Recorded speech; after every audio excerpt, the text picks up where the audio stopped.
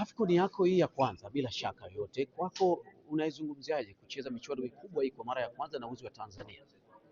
Kwanza namshukuru Mwenyezi Mungu. Haya ni mashindano makubwa na ni mashindano ya ndoto yangu.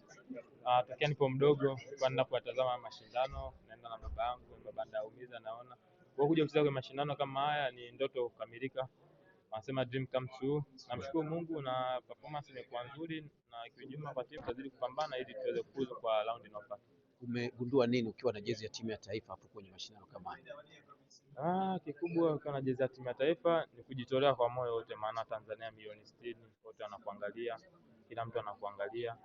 Inabidi ujitoe kwa nguvu na energy kubwa kwa ajili ya taifa lako. Tuna alama moja mpaka sasa, ni matokeo tuliyoyastahili kwenye mashindano haya mpaka sasa?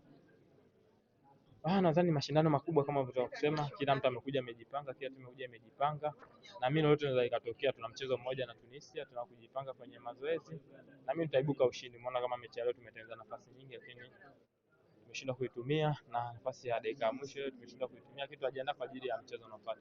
Mechi ya Uganda na mechi ya Nigeria, hivi ilikuwa ni mechi ngumu hasa kwa upande wako kama mchezaji?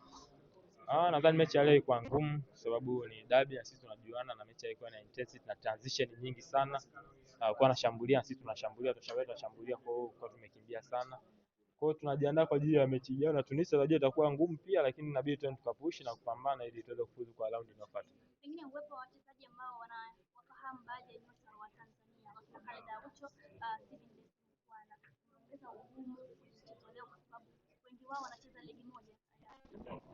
Kabisa kama ulivyosema, ni wachezaji ambao tunajuana, tuseme au wanajuana na wachezaji wanaocheza ligi ya ndani, wanatujua sisi, wanajua falsafa ya mpira Tanzania na wachezaji wa Tanzania jinsi gani wanacheza.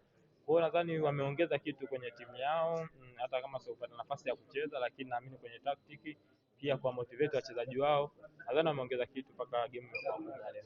Naomba nikupe nafasi moja kumshukuru mtu mmoja ambao pengine leo ukiwa kwenye jezi ya timu ya taifa na unacheza mashindano makubwa kama haya.